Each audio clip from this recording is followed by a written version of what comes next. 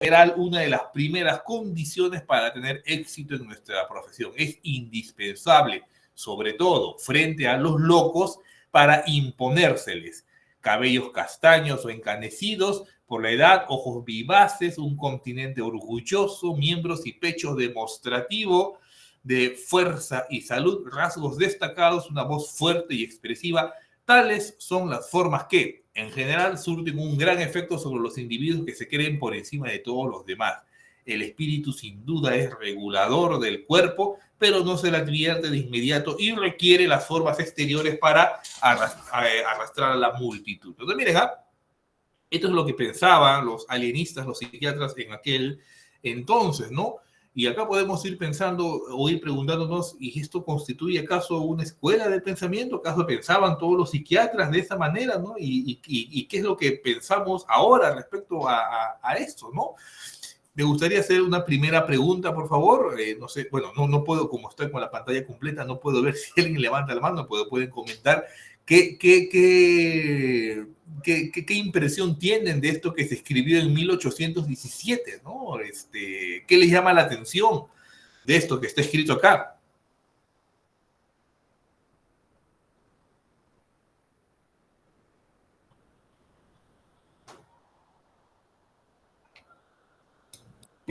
Mi caso, bueno, buenas noches. Sí, tu nombre, discúlpame, como no puedo ver a la... Sí, soy Yair Jara. Yair, bueno, Yair, te escuchamos, Yair. Bueno, una de las cosas más saltantes, ya tanto, bueno, ya se ha entrado el siglo XIX, pero de todas maneras, ¿no? La Europa occidental, tanto los caracteres propios de lo masculino, ¿no? Como una figura de poder, como de lo propiamente europeo, como algo que se impone sobre lo demás, ¿no? Básicamente son caracteres de un hombre europeo. Bien interesante. Entonces, miren cómo el pensamiento, digamos, la concepción de la misma psiquiatría y de la práctica psiquiátrica va de la mano con esta concepción del ideal de hombre que se tenía en aquel entonces, ¿no? Entonces, idea número uno, ¿no? Las distintas escuelas de pensamiento que han habido a través de la historia de la psiquiatría, pues no son cosas aisladas, ¿no? Han surgido en un contexto específico que se ve influenciada por ese contexto, ¿no? La idea esta de que mi escuela es totalmente libre de contaminación cultural, social y que soy full 100% científico, vamos a ver más adelante que no es del todo cierto, ¿no? Y pues acá podemos pensar también, bueno, doctor, esto pasaba en 1800, eran unos sesgados, eran, ¿no? Unos racistas, machistas, homófobos, qué sé yo. Ahora no, ahora somos totalmente libres de sesgos, ¿no? Sería interesante comenzar a preguntarnos si es que en verdad nosotros también estamos libres de sesgos, cuáles son los sesgos que tenemos nosotros dentro de nuestra concepción o dentro de nuestra escuela de pensamiento, ¿no?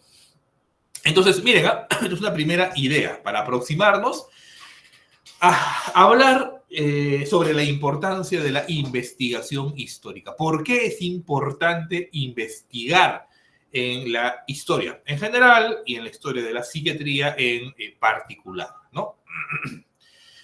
¿Para qué sirve la historia de la psiquiatría? Les planteo esta otra pregunta. ¿Para qué creen que pueda servir, colegas? A ver, futuros psiquiatras. Son tres, ¿no? ¿Para qué creen que sirva la historia de la psiquiatría?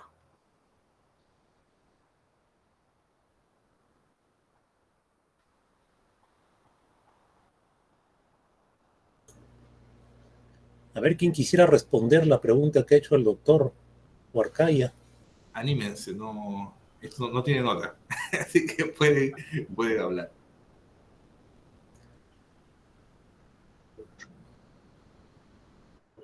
Hola, Víctor. Te escuchamos, Víctor.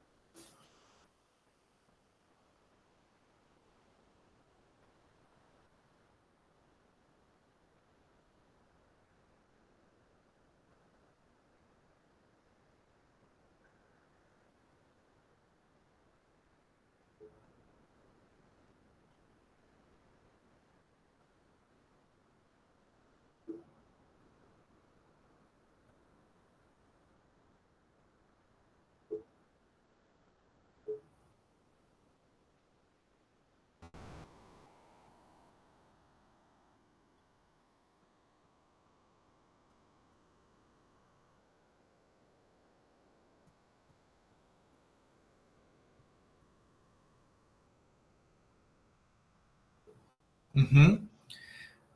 Bien, muy importante, ¿eh? Para justificar el presente, ¿no? O sea, para explicar el presente, ¿no? O en la historia, buscar fuentes de error, ¿no? O de repente yo busco en el pasado, de repente encuentro algunas ideas que han sido descartadas y que podemos darle un nuevo impulso, o buscar estas entidades, subespecie eternitatis, ¿no? O sea, cuestiones que históricamente siempre han existido y que hasta ahora siguen existiendo, y ahí estaría, digamos, no sé, una base biológica de una condición mental, ¿no? O acaso también puede servirnos como una herramienta epistemológica, porque yo puedo ver lo que pensaban, no sé, los alienistas de Europa de finales del 19, ¿no? Puedo ver la escuela del pensamiento psicoanalítica, puedo ver la escuela del pensamiento fenomenológica, puedo ver la escuela de pensamiento biologicista, etcétera, distintas escuelas de pensamiento, ¿no? Entonces, cuando yo estoy frente a una determinada idea, lo importante es comenzar a cuestionar, ¿no? Criticar, qué cosa, de dónde salen tus ideas, ¿no? O sea, este grupo de personas que se juntó en un periodo determinado, ¿por qué es que piensan lo que piensan? ¿Qué lleva a que piensen lo que pensaron, ¿no? O sea, la historia nos sirve como una herramienta epistemológica. ¿Qué significa eso? Que estudiar la historia de la psiquiatría permite entender la evolución, entender la evolución de conceptos, prácticas de determinadas escuelas y cuestionar los supuestos actuales. O sea, desarrollar una capacidad crítica de la habilidad que podemos tener de, me das esta idea y yo, oh, ¿de dónde salió esto? ¿Por qué dices lo que dices? ¿Por qué ellos se agruparon de esa manera? ¿Cuál fue su origen? ¿No? Una herramienta epistemológica. O sea, esa es la utilidad que podemos tener, ¿no? Entonces, la historia, claro, es un arma epistemológica. La historia puede dividirse en historia general, en una historia biológica o en una historia filosófica, ¿no? No nos vamos a detener en lo general biológico, que eso, bueno, ya lo verán en sus demás cursos, ¿no? Pero sí en la parte esta de la historia, filosofía, que consiste en recuperar el pensamiento, repensar la idea que tuve y situarla en un nuevo contexto. Volver a explicar qué cosa es lo que está sucediendo, ¿no? El grupo, no sé, la Escuela del Pensamiento de Honorio Delgado en su momento dijo esto, ¿no? Entonces yo puedo simplemente hacer una revisión narrativa, lineal de los distintos sucesos, o comenzar a preguntarme, ¿y de dónde sacó lo que pensó? ¿Cuáles fueron sus influencias filosóficas para decir lo que dijo, ¿no? Por eso la investigación histórica tiene distintas ramas, ¿no? La investigación histórica puede ser descriptiva, es decir, yo tengo un objeto en el pasado y lo describo, ¿no? Cuáles son los objetos naturales, los objetos sociales, describir el contexto, o sea, simplemente describir qué cosa fue lo que ocurrió. O también puedo utilizar la investigación histórica para clasificar cómo se fueron agrupando las distintas poblaciones, cómo es que se agruparon estas distintas escuelas, ¿no? Elaborar tipologías o la más epistemológica para explicar cómo factores determinantes psíquicos, sociales, económicos, políticos, culturales, geográficos, ambientales, etcétera, hacen que un grupo de personas se reúnan y generen teorías. Entonces, la investigación descriptiva y de clasificación es diacrónica del pasado y la explicativa también tiene una utilidad sincrónica. ¿Qué significa eso? Que las herramientas que yo utilizo para describir el pasado también las puedo utilizar para describir el presente. Eso es lo interesante, ¿no? Lo que yo utilizo para escarbar, buscar, clasificar, describir el pasado también me sirve para explicar lo que sucede ahora, ¿no? Entonces, esa es la utilidad de la historia, ¿no? El análisis sincrónico va hacia la epistemología y filosofía de la psiquiatría, mientras que el análisis diacrónico es lo que históricamente se estudia en la historia de la psiquiatría. Entonces, acá vamos definiendo cómo el análisis serio, el análisis riguroso de la historia de la psiquiatría no es simplemente comenzar a recolectar datos y hacer una línea, cronograma y ver cómo evolucionó, no, sino entender el contexto, los aportes que hizo cada grupo en su momento determinado, ¿no? Entonces, siguiente pregunta, colegas. ¿Y por qué es dejada de lado? O sea,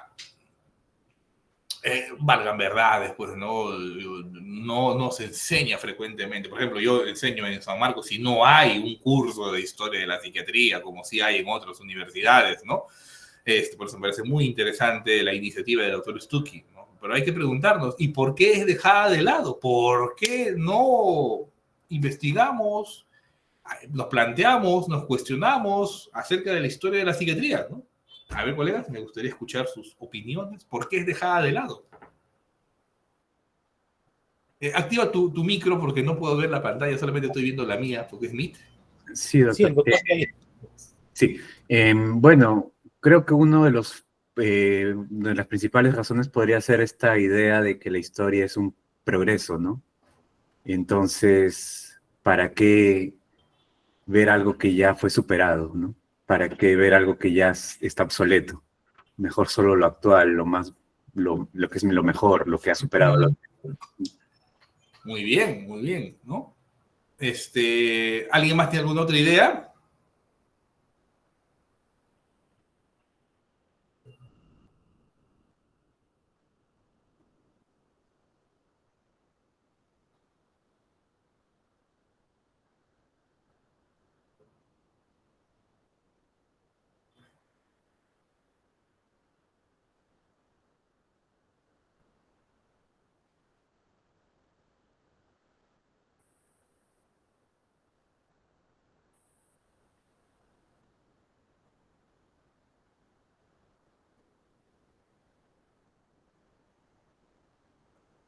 Uh-huh.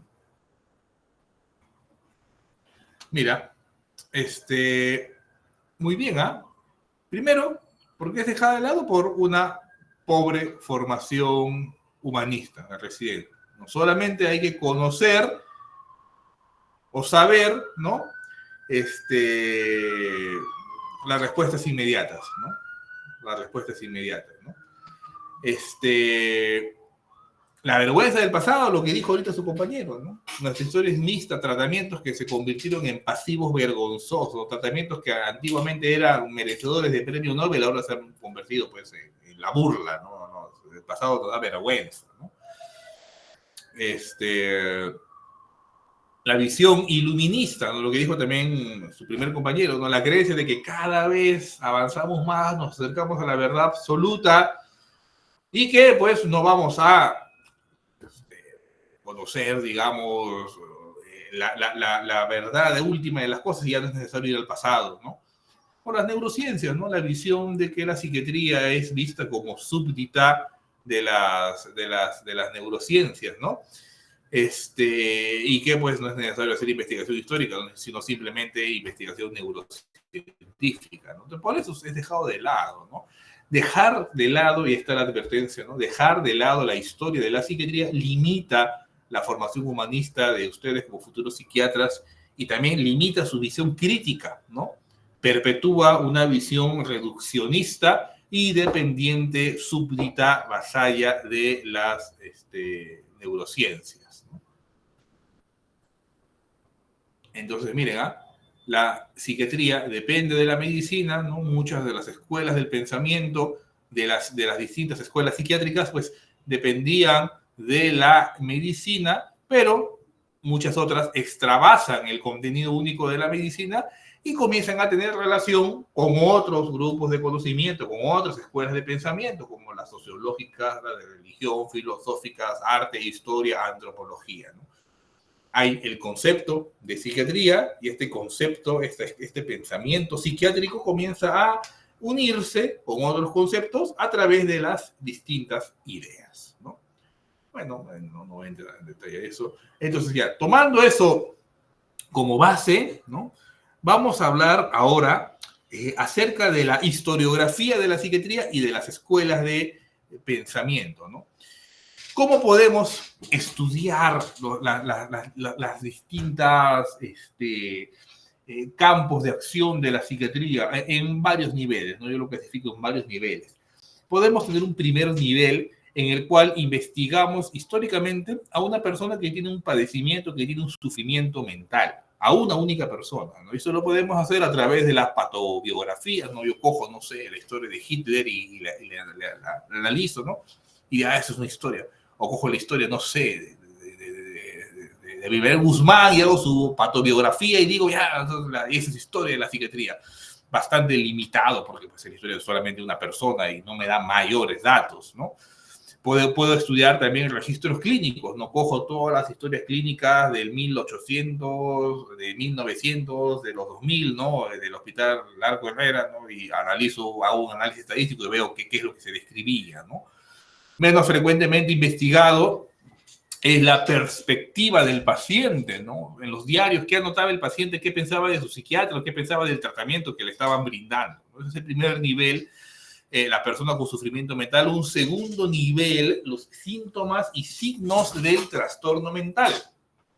Ya no solamente estudio a la persona, sino los síntomas y signos que manifiestan. Veo las palabras, los conceptos, las conductas, o sea, un análisis conceptual. Un tercer nivel, puedo estudiar las teorías que expliquen el trastorno mental. Y ahí entran esto de las escuelas del pensamiento, ¿no? Vamos a revisar textos de los trastornos mentales, biografías de los psiquiatras, los psicólogos, qué influencias conceptuales tuvieron ellos y cómo crearon estas distintas escuelas de pensamiento que buscaban explicar lo que ocurría a nivel 2 y a nivel 1. En un nivel 4, el tratamiento del trastorno mental, la historia del tratamiento psicofarmacológico, la historia de las instituciones, y un quinto nivel más grande, el desarrollo histórico de los factores sociales y culturales que explican los síntomas mentales, ¿no? La historia de la episteme en la cual se desarrolla todo lo anterior.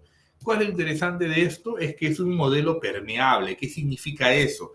Que el contexto social y cultural influye en la manera en cómo se trata, cómo se explica, cómo se manifiestan los síntomas y cómo sufre la persona. Y el sufrimiento de la persona influye en la manera en cómo se explican los síntomas, cómo se describen los síntomas, también genera sus teorías, o sea, es permeable, ¿no? No son capas aisladas, sino que una influye en otra, directa o indirectamente. El enfoque historiográfico, por lo tanto, en psiquiatría puede ser un enfoque tradicional, ¿no? Un enfoque de patobiográfico, solamente hago una descripción lineal, cojo cualquier libro de psiquiatría y veo, pues se habla de la psiquiatría en la antigua Grecia, de ahí me paso a, no sé, a Aleteo de Capadocia, de ahí me paso a Freud, Krepel, le digo una línea, no, es la historiografía tradicional, ¿no? Hay una historiografía conceptual en el cual cojo un síntoma o una condición mental, un trastorno mental, y lo divido, lo diseco, y encuentro tres constituyentes: la historia de las palabras, de los conceptos y de las conductas, ¿no?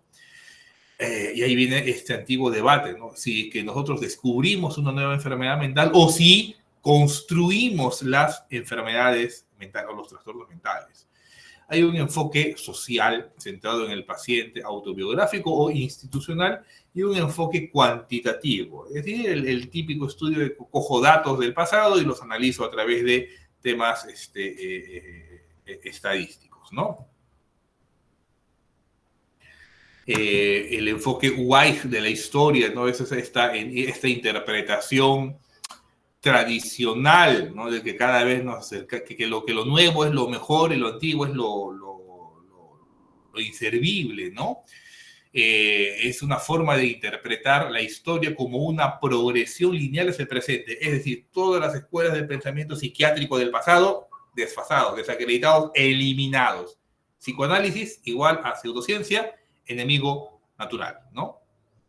De nosotros que somos científicos, ¿no? Narrar la evolución de la ciencia como un camino continuo hacia la verdad moderna, ¿no? ¿Cuáles son las características del enfoque Weich? Que enfatiza que el progreso es inevitable, que juzgo el pasado, juzgo las escuelas de pensamiento anteriores con valores actuales, ¿no? O sea, en la ciencia y en la psiquiatría es como ver los avances actuales como inevitables y los pasados como primitivos, ¿no? Bueno, el origen del término, ¿no? Surge del partido White inglés, asociado al progreso, las reformas, ¿no? Y que entiende todo lo pasado como lo negativo, ¿no? Y utilizado en la historiografía como una crítica, ¿no? Por ejemplo, un ejemplo común, ¿no? De la medicina, que nos vamos del humorismo a la biomedicina, ¿no? De que hay una linealidad y que todo pues, evoluciona progresivamente, ¿no? La crítica principal es que es anacrónica y distorsiona la complejidad histórica. Y en alternativa, este enfoque guay que es analizar la historia respetando los contextos históricos, culturales y evitando simplificaciones, digamos, lineales, ¿no? En la historiografía tradicional hay bastantes artículos de historiografía tradicional, es uno de Lorna Wick, citado, muy citado, ¿no? La historia de las ideas del autismo, ¿no? Si leen este paper del 97, van a encontrar que Lorna Wick decía que en el psicoanalistas en el pasado, pues, bueno, este concepto de las madres refrigeradoras, ¿no? Le hicieron mucho daño al concepto del autismo y que ahora ya hemos evolucionado y estamos en las neurociencias, pronto vamos a encontrar el gen último del autismo y con eso se solucionan todos los problemas. Miren, en el 97, ya casi 20 años de eso, ¿no? Más de 20 años, perdón, de eso. Otro enfoque historiográfico tradicional, ¿no? Miren esto, ¿eh? Este paper de Fitzgerald, Miguel Ángel tenía un autismo de alto funcionamiento, ¿no? Generalmente cuando aparecen diagnósticos de moda, comienza a estudiarse todas las figuras históricas como si fuera o estuvieran en esta condición, ¿no? Cuando se puso de moda el Asperger, tenía Miguel Ángel Asperger, tenía Mozart Asperger, tenía Hitler Asperger, cuando estaba de moda la histeria, tenía Hitler histeria, cuando estaba de moda, no sé, cualquier otro diagnóstico psiquiátrico, pues se mueve de esa manera, ¿no? Entonces, no me brinda más no es francamente útil, ¿no? No me voy a detener a hablar de esto, de la historiografía conceptual, cómo podemos disociar o partir, ¿no? Una condición mental en las palabras, los conceptos y las conductas. Cada quien debe tener su propia evolución, ¿no? Por lo tanto, algunos grupos de pensamiento, algunas escuelas van a crear sus propias entidades. Esto es lo interesante, ¿no? Hay la palabra, conceptos y la experiencia, ¿no? Una palabra que en algún momento algún psiquiatra coge esa palabra, le mete un concepto en un determinado momento histórico, ese concepto que ha creado busca explicar algunas experiencias, comportamientos o conductas y, bueno, aparece una nueva condición.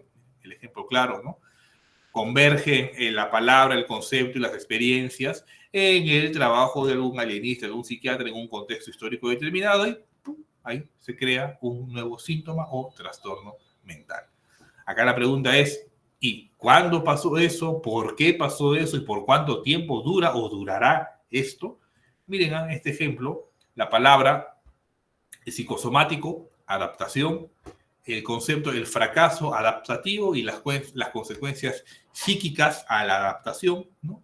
Y la conducta que observo, depresión, angustias, enestopatías, ¿no? Todo esto se da en los fenómenos migratorios del Perú durante la segunda mitad del siglo XX, ¿no? Todo eso confluye en el trabajo de Carlos Alberto Seguín y el Grupo del Obrero y crean su concepto, crean su condición del síndrome psicosomático de desadaptación. O sea, el Grupo del Obrero, la escuela del pensamiento del obrero, viendo los problemas que hay en los pacientes, en las personas que atendían, crean este concepto, ¿no? Y hay trabajos, hay estudios, ustedes pueden ver, ¿no? Bastantes trabajos publicados sobre el síndrome psicosomático de desadaptación, ¿no? De la persona que viene de la sierra a Lima y migra y no se adapta adecuadamente, ¿no? Desaparecen los fenómenos migratorios, estabiliza esto, ¿no? Y luego, pues, todo este concepto desaparece, ya no tiene la misma fuerza.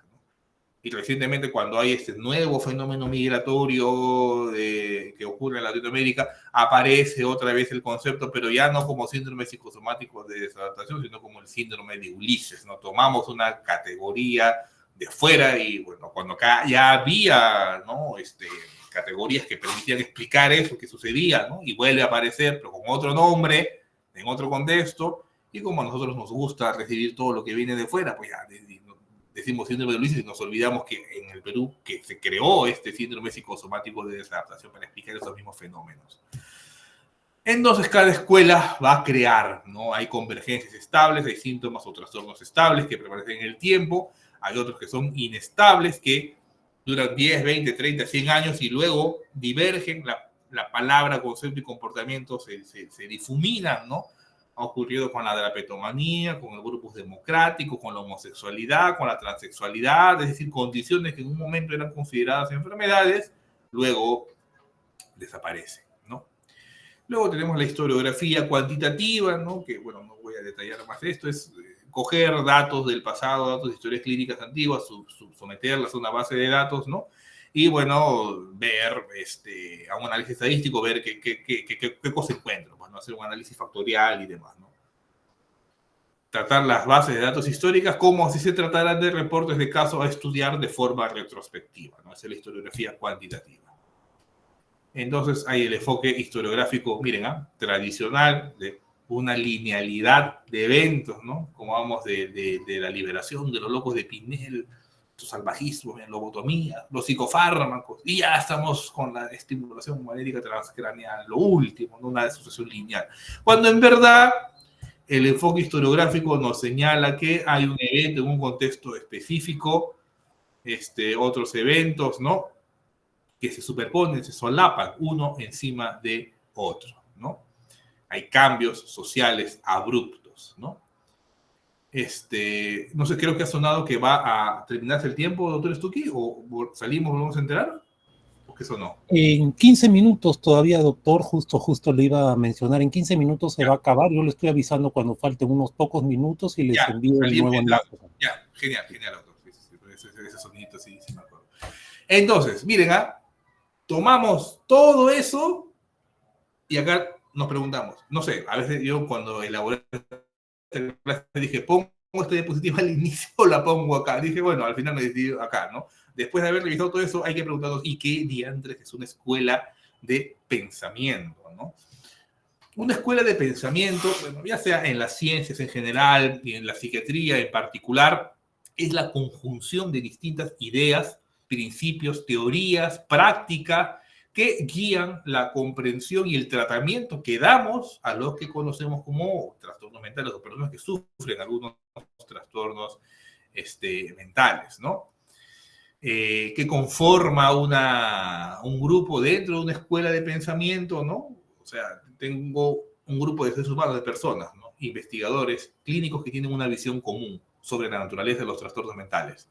Yo creo que las enfermedades mentales son solamente o principalmente de cuestión biológica. Me junto con personas que piensen igual. Yo creo que las enfermedades mentales tienen un componente más psíquico, me junto con personas que piensan eso. Yo creo que la psiquiatría debe desaparecer, me junto con personas que piensan eso, ¿no? Entonces, los investigadores se agrupan, se aglomeran, ¿no? Hay teorías fundamentales que explican la etiología, tratamiento de las enfermedades y que se da en un marco teórico. Ojo, todo grupo o toda escuela tiene un marco teórico que la sustente. ¿Y qué define a una escuela de pensamiento científico? Primero que tiene que haber una coherencia teórica, ¿no? Tiene que haber una explicación lógica, estructurada sobre los fenómenos que está tratando de estudiar. Tiene que haber métodos de investigación, utilizar metodología para evaluar las distintas hipótesis que van a plantear.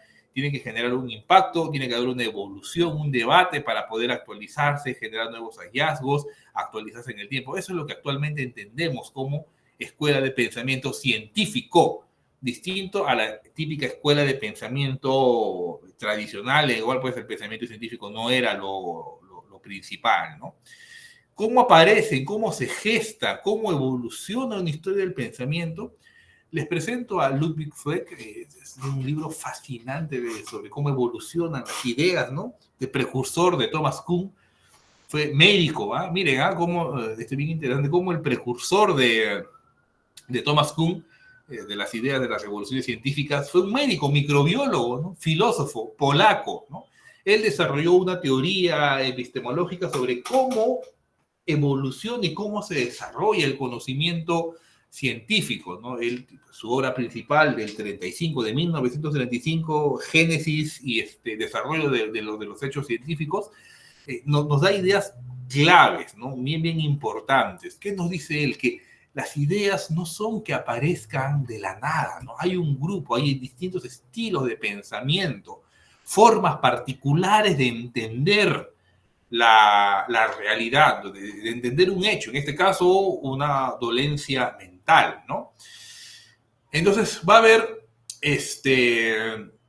una forma de interpretar, organizar el conocimiento que las personas, pues, cuando se aglomeran, la explican, ¿no? Conjunto de teorías, métodos compartidos por una comunidad y que pues evolucionan, progresan dentro de su propio marco conceptual, ¿no? Por ejemplo, el cambio que hubo del pensamiento humoral a la teoría microbiana en medicina, ¿no? Eso es un estilo de pensamiento y de ahí aparecen las personas, ¿no? Los grupos que toman este estilo de pensamiento y se aglomeran, ¿no? Los colectivos de pensamiento son entonces este grupo de personas que comparten un mismo estilo de pensamiento. Se juntan por diferentes motivos, ¿no? Pero comparten el mismo estilo y comienzan a validar, difundir, crear más conocimiento en base al estilo que establecen, ¿no? Comienzan a generar investigación, a difundir comunidad que comparte este lenguaje y estas normas compartidas y que determinan qué teorías son aceptadas o qué teorías son rechazadas. Entonces, va a haber algunos grupos que van a pensar que la enfermedad mental se debe a X, otro grupo que se debe a Y cada uno le va a dar la explicación en base al estilo de pensamiento que establece, ¿no? El pensamiento o la evolución de las ideas científicas no se da de manera aislada, ¿ya? No, sino se da en una comunidad que comparte un marco conceptual, ¿no? Personas que comparten una idea y que pues es este colectivo de pensadores los que impulsan y llevan a que se fomente este pensamiento. Y ahí tenemos una primera gran dificultad. Si se dan cuenta, acá hablamos de colectivo, de gente, de grupos. Y tradicionalmente, pues en Latinoamérica en general, en el Perú también, pues, tendemos a tener esta visión caudillista del líder, del Mesías que me va a salvar, ¿no? Y eso pasa no solamente en la política, en la economía, ¿no? Sino también en la misma ciencia, ¿no? Miren ustedes cómo se desarrollaba la medicina el siglo pasado, ¿no? Eran feudos, había una figura líder que dominaba y que no permitía el pensamiento crítico. El alumno viene a la universidad solamente a aprender, a no hacer política, ¿no? Y comenzaban a, no incentivaban, perdón, a que haya un adecuado colectivo, sino más bien una figura prócer que dirige todo.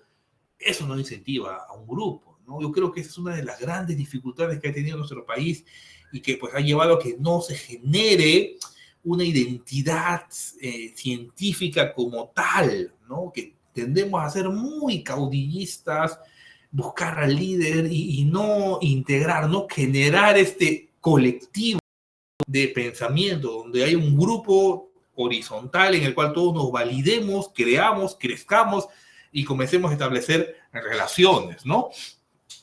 Eso es, bueno, de ahí lo podemos discutir, pues es lo que creo yo que ha sucedido en nuestro país, ¿no?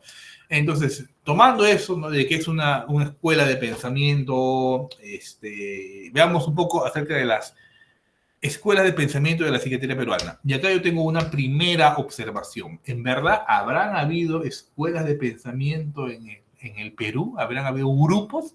¿O nos hemos movido por caudillismo, ¿no? El líder y todos lo seguimos y se muere el líder y se muere todo el grupo, ¿no? Toda la escuela de pensamiento, ¿no? Interesante para reflexionar, ¿no?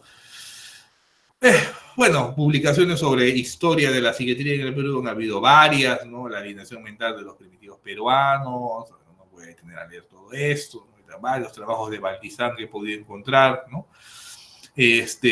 Baldizán tenía una idea, una estructura de pensamiento, ya la vamos a ver más adelante cuando analicemos su obra, ¿no? trabajo de Lastres, de ahí viene el trabajo de Óscar Valdivia Ponce, del Hospital Almenara, los trabajos que ha publicado el doctor Stuckey. Hace poco ha salido publicado este libro de locura y psiquiatría en el Perú, de Andrés Ríos Molina. Entonces, han habido intentos de poder darle una coherencia histórica a nuestra realidad, ¿no? Pero, ¿qué pasa cuando analizamos los grupos, ¿no? Hay el gran riesgo de generar una historiografía tradicional. ¿Cuál es esta historiografía tradicional? ¿Cuál es el enfoque Weich de la historia de la psiquiatría peruana? ¿No? La historia de los grandes hombres, ¿no? El Pinel peruano, como lo conocen algunos, ¿no? Valdizán, ¿no? Botó a las monjas y trajo la ciencia, ¿no? Delgado, que consolida la psiquiatría como especialidad médica, introduce los tratamientos biológicos. Seguín, que diversifica las prácticas psicoterapéuticas, y ahora ya llegamos al CIE-11, al DSM-5, en el cual ya conocemos la verdad última de la psiquiatría, ¿no? Como le dije, el enfoque Weich tradicional, pero la historia no se mueve así, ¿no? La historia se mueve más o discurre más en paralelo, ¿no? Que en una misma época, por ejemplo, Valdizán del 18 al 29, pues que falleció bastante joven, ¿no? Trabajó en el Hospital Larco Herrera. Su discípulo principal, Honorio Delgado, trabajó también ahí hasta el 69. En el 41, pues, irrumpe la figura de Carlos Alberto Seguí en el Hospital Almenara, ¿no? Dando un nuevo espacio para la práctica psiquiátrica, ¿no? Tuvo sus discípulos, ¿no? Y pues de la línea de Delgado también sale Rotondo en el 61 en el Hospital Valdizán, ¿no? Y Mariátegui en el 80 hasta el 2008 en el Instituto Nacional de Salud Mental Honorio Delgado Hideo Noguchi. Entonces se dan cuenta que la historia no es lineal, sino es más bien corre en paralelo, ¿no? Ha habido varias superposiciones, ¿no? Podemos identificar entonces dos grandes líneas de pensamiento, ¿no? Una centrada en las atenciones que se realicen en hospitales especializados y la otra centrada en las atenciones que se realizan en los hospitales generales, ¿de acuerdo? Entonces, ¿qué debe haber o qué debe tener un grupo para considerar que es una escuela de pensamiento? Mira, acá les puse y vamos a ver si se cumple, ¿no? Aquí está. Hay que ver, hay fundamentación teórica, hay investigación, hay publicaciones, qué impacto han generado y si se ha permitido o no continuar el debate sobre sus ideas, ¿no? Miren, vamos a revisar eso. Avanzar, es el enfoque Weich que le dije. Entonces, miren, primero analicemos un poco la figura de Emilio Valdizán, ¿no? Ahí tengo un trabajo publicado en los anales de la Facultad de Medicina donde trato de hacer un estudio, digamos, análisis contextual de la figura de Valdizán, ¿no? Bueno, se graduó con su tesis doctoral, la mental, son datos que van a poder encontrar ahí, y lo que se decía de Valdizán, ¿no? Que gracias al esfuerzo de él, sus discípulos y también el esfuerzo del Arco Herrera, la psiquiatría comenzó a aplicarse y a enseñarse de manera organizada en nuestro país, ¿no? Comprendió la importancia del valor cultural en la medicina, de recoger datos de la historia. Debido al trabajo histórico de Valdizán logramos superar la creencia de que nuestro pasado médico tenía pocos méritos. Bueno, eso es lo que se hizo y ahí se los dejo para que lo revisen. Pero hay que preguntarnos, ¿había un grupo en el trabajo de Valdizán? Yo personalmente creo que no. Les digo porque el mismo Valdizán lo dice. Miren, en su Diccionario de la Medicina Peruana, tomo 1, 1923, ¿qué es lo que dejó escrito él? Para que haya un grupo tiene que haber una coherencia, una aglomeración de personas que compartan unas ideas. ¿Había eso en el trabajo de Valdizán? Miren lo que dice, ¿no? Miren, eso fue en su introducción cuando hablaba del libro anterior, uno de los libros anteriores que había publicado, ¿no? No dejó de dolerme el frío recibimiento hecho a mi libro, aquel titulado La Facultad de Medicina de Lima, pobremente editado por la facultad en el año de 1913 en tímida edición de 300 ejemplares. Pero este frío recibimiento, lejos de invitarme a abandonar el empeño del diccionario, me animó a continuarlo. Este empeño tiene su explicación en haber representado para mí desde su momento inicial hasta desde su terminación el cumplimiento de un deber.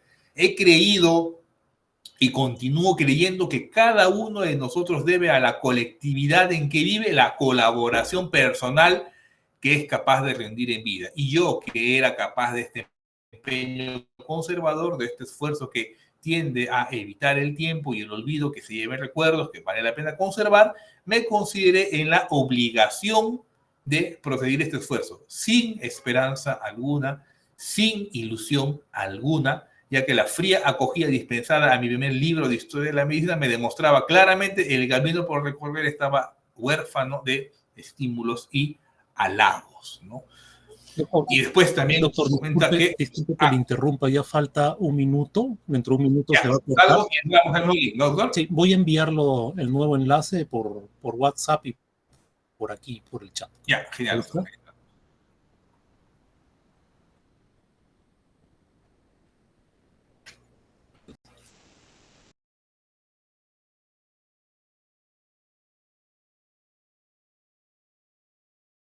Les decía que en muchos de los trabajos de Baldizán, dejaba ver que no es que sus ideas eran del común agrado de varias personas, ¿no? Prácticamente no había alguien que continúe su trabajo, ¿no?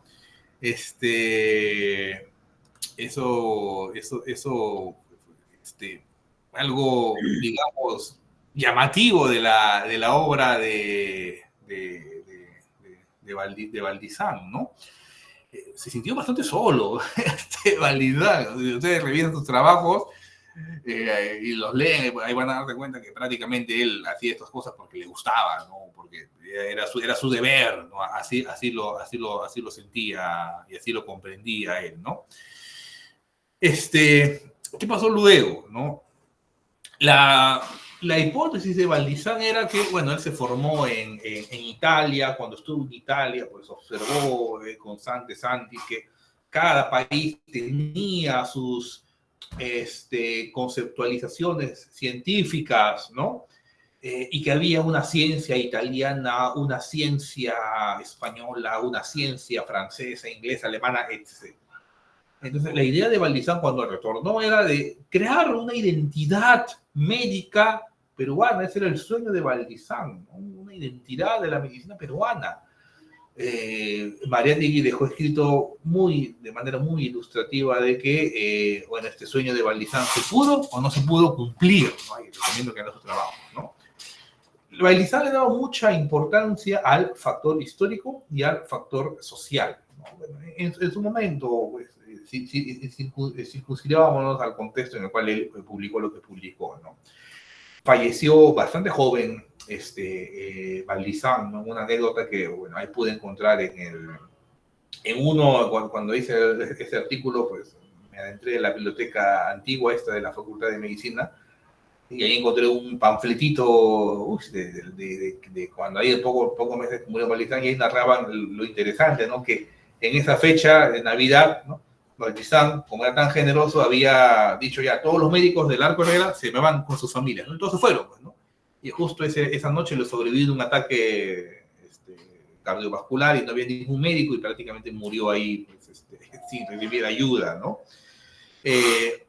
Murió Baldizán bastante joven, ¿no? Antes de los 50 años, y Delgado continuó su línea, ¿no? La obra de Delgado inicialmente centrada en la orientación psicoanalítica que compartía con Baldizán, ¿no? A partir del 27 da un vuelco, se aproxima más hacia las ideas fenomenológicas de Jaspers, deja de lado el influjo psicoanalítico, ¿no? Y no hubo una mayor continuación de los trabajos sociales, históricos de Baldizán, ¿no? Hubo una ruptura, ¿no? Entre Delgado y Baldizán, ¿no? No sé hasta qué cierto punto podamos considerar a Delgado como un discípulo de Baldizán que continuó su obra, ¿no? Delgado hizo su propio sendero, ¿no? Ese es el trabajo de Honorio Delgado, ¿no? Conocido por ustedes, ¿no? Del curso de psiquiatría y de psicología. Y acá viene la pregunta, ¿y de dónde salen las ideas de Delgado? Tiene una historia bien interesante, ¿no? Desde la filosofía analítica de John Locke, Condillac, Charslin, la filosofía italiana de Reid y Morselli, su psicopatología, manual de semiología alineados mentales, la obra de Wundt, Alemania, la obra de Kant, de Dilthey, Husserl, todos ellos influyen en este libro de Psicopatología General de Jaspers, ¿no?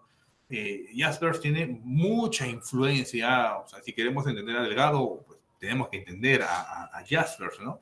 De hecho, ustedes si revisan esta edición de la Psicopatología General de Jaspers, el editor, el traductor, señala, si quieren entender mejor a Jaspers, lean ustedes al sudamericano que entiende mejor a Jaspers, que es Honorio Delgado. Necesita un trabajo de la revista, publicado en la revista de Neuropsiquiatría, ¿no? Entonces, pues, Delgado, que tuvo inicialmente esta orientación psicoanalítica, da un vuelco, que se ha escrito mucho sobre eso, no voy a entrar a detalles ahora, hacia la orientación más fenomenológica, ¿no? Max Scheler y Kurt Schneider también influyen, no tanto, pero sí tienen una influencia en Honorio Delgado, ¿no? Entonces, la filosofía, las ideas que nos plantea Delgado siguen esta raigambre principalmente continental, ¿no? De filosofía continental, específicamente de filosofía alemana, ¿no? Vía Jaspers y vía Schneider, ¿no? ¿Y cuál fue la importancia de la Escuela de Pensamiento de Delgado? Bueno, no voy a detenerme a hablar de esto, ¿no? Acerca de todas las ideas que nos da acerca del pensamiento esquizofrénico, un aporte indiscutible de la obra de Delgado. Y acá viene la pregunta, ¿no? ¿Hay una escuela del pensamiento? ¿Continuó hasta la fecha la escuela del pensamiento de Honorio Delgado, ¿no? Según los criterios que hemos establecido? Lo dejo para el debate, creo que podemos hablar de eso con ustedes, colegas, con el doctor Stucky también. ¿Hay ahora eso? ¿O muere el líder y cae la obra, ¿no? Sería interesante de poder escribir y pensar acerca de eso, ¿no? Y la otra figura importante fue la de Carlos Alberto Seguín, ¿no? Ahí tienen otro trabajo que he tenido la oportunidad de publicar sobre la obra de Seguín, ¿no? Ya hemos visto que Baldizán, que Delgado, pues tuvieron sus aportes, ¿no?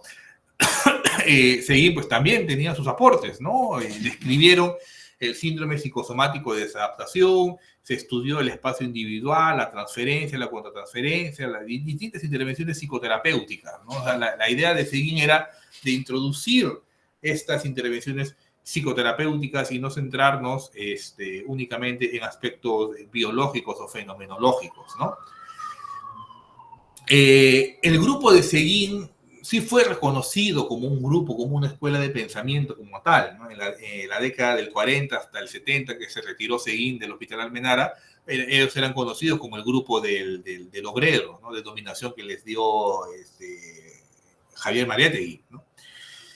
¿Cuáles fueron los aportes? Que todos los trabajos del grupo del obrero están documentados en los anales del servicio de psiquiatría, ¿no? Publicados por más de 15, 16 años, ¿no? Donde se publicaban pues todas las actividades clínicas, de discusión, académicas que se realizaban en el servicio de psiquiatría, ¿no? Bueno, introducción a las diversas escuelas psicoterapéuticas, introducen la medicina psicosomática, actualmente conocida como psiquiatría de enlace, hizo una defensa férrea de la relación médico-paciente y además hizo varios estudios sobre psiquiatría cultural, ¿no? Lo interesante del grupo del obrero es que Seguín incentivaba a sus discípulos a hacer distintas publicaciones, a formarse en distintos sitios, ¿no? Esa era la idea de Seguín, ¿no? Ahí tengo un trabajo, ¿no? Titulado Vida y obra de Óscar Valdivia Ponce, donde también hago un análisis del grupo del obrero, ¿no? Era el grupo del obrero en la década del 50. Lo interesante es que en este grupo no solamente participaban psiquiatras, sino también había gastroenterólogos, cardiólogos, dermatólogos, ¿no? Ahí está, por ejemplo, el doctor Dacumen, que era gastroenterólogo, que interesados en estos aspectos psicosomáticos, ¿no? Iban con Seguín y describían estos grupos, ¿no? Y mucho se ha hablado acerca de la disputa, los conflictos que habían entre la escuela de Delgado y la escuela de Seguín, ¿no? El doctor doctor Renato Alarcón tiene un artículo bien interesante, Honorio Delgado y Carlos Alberto Seguín, ¿no? Un análisis de la comparación de ambas figuras, ¿no? Mientras que Delgado se caracterizaba por ser ascético, formal, religioso, intelectual y aristocrático, Seguín era más bien gregario, tendía a llamar gente, llamar discípulos, a formar grupos, era más espontáneo, ateo, declarado, más sensual y más mesocrático, ¿no? Eso es a entender de Renato Alarcón las diferencias fundamentales entre Seguín y Delgado. Si ustedes revisan las conversaciones de Seguín, hay una parte bien interesante donde Seguín mismo describe a Delgado, que fue su tío segundo, ¿no? Y señala que por las mismas características de la personalidad de Delgado, le era un poco difícil poder tener discípulos, ¿no? Y que cuando él falleció, pues no hubo alguien que pueda continuar la labor de Delgado, ¿no? Y bueno, cuando falleció Seguín en el 98, 96, no me acuerdo bien, hay que preguntarnos, ¿y se pudo continuar también la obra de Seguín, no? ¿O quedamos ahí en un paréntesis suspenso y quedó ahí su pensamiento? Nuevamente, para poder reflexionar. Bueno, a pesar de las diferencias, había coincidencias que siempre hay que centrarnos en esas coincidencias, ¿no? Una integración secuencial de la enseñanza, usar grupos para la actividad clínica, la experiencia clínica que se logra con el paciente no fueron solamente teóricos, sino que atendían personas, ¿no? Y el humanismo entendido desde una visión aristocrática de Delgado y la visión mesocrática de Seguín, ¿no? ¿Qué decir también de la figura de otra escuela de pensamiento que irrumpió en la década del 60, la escuela de pensamiento del grupo asesor del grupo del Hospital Emilio Valdizán, ¿no? Donde pues también se formaron grandes colegas psiquiatras, ¿no? Humberto Rotondo utilizaba este método fenomenológico en la exploración clínica, inspirado por Delgado, inspirado también por Carlos Gutiérrez Noriega, otra figura importante de la investigación en la psiquiatría de nuestro país, ¿no? Rotondo continuó la senda iniciada por Emilio Valdizán en la psiquiatría social, ¿no? Ha hecho varios estudios, los primeros estudios de campo grandes de psiquiatría social, pues iban de la mano o liderados por Rotondo, ¿no? Y contribuyó a la fundación del Hospital Emilio Valdizán como el segundo hospital de salud mental del país, ¿no? Después del Hospital Víctor Darco Herrera, ¿no? Y pues participó, organizó distintos grupos, ¿no? Nuevamente, pero nos preguntamos, ¿no? Hasta ahora perduran, se mantiene la unidad de estos grupos, estas ideas de pensamiento, o es que la psicofarmacología, las neurociencias han venido a destruir todos estos grupos y ya no hay escuelas de pensamiento, ¿no? Y solamente vemos esto como el recuerdo de lo que fue en algún momento, ¿no? Utilicemos entonces el análisis epistemológico de la historia para hacernos estas preguntas, ¿no? Bien, colegas, a manera de conclusiones, me ha pasado una hora, ¿no? Queda clara la decisiva influencia de los maestros y el legado que han tenido estos a la psiquiatría de nuestro país. Delgado, Seguín, Rotondo, Valdizán, marcaron el desarrollo de nuestra especialidad a una visión que trasciende el reduccionismo biológico, incorpora la subjetividad, la psicoterapia, la importancia del contexto social. Todos ellos, o la mayoría de ellos, han buscado describir la importancia del contexto sociocultural y hay que ver cómo la psiquiatría peruana ha ido transitando por distintas corrientes de pensamiento, ¿no? Desde influjos psicoanalíticos, biologicistas, psicodinámicos, sociales, actualmente comunitarios, ¿no? O sea, ha habido una evolución interesante. Y todo eso tiene que llevarnos a que busquemos o tengamos un reto actual, ¿no? De consolidar a la psiquiatría en un modelo integrador que abarque aspectos biológicos, neurobiológicos, psíquicos, sociales, promoviendo una psiquiatría humanizada, crítica y sobre todo adaptada a la realidad de nuestro país. Es una deuda que todavía tenemos, ¿no? De que muchas veces todavía asumimos las cosas que vienen de fuera y no generamos nuestra propia evidencia de pacientes que podemos evaluar, ¿no? Bien, eso era lo que tenía para presentarles, colegas. Por si acaso, si quieren, hacemos clases gratuitas, ¿no? Este viernes vamos a hacer una revisión de la guía CANMAT 2024 en trastorno del ánimo, ansiedad en el periodo perinatal. Y el martes 25 vamos a tener un webinar gratuito sobre psicofarmacología, innovaciones de psicofarmacología en esquizofrenia, aminas trazas en psiquiatría. Ahí les dejo el código QR a aquellos que estén interesados para que puedan unirse a nuestro grupo de WhatsApp. Bien, eso era lo que tenía para presentarles, colegas. No sé, doctor Stucchi, si hubiera alguna pregunta, algún comentario, por favor.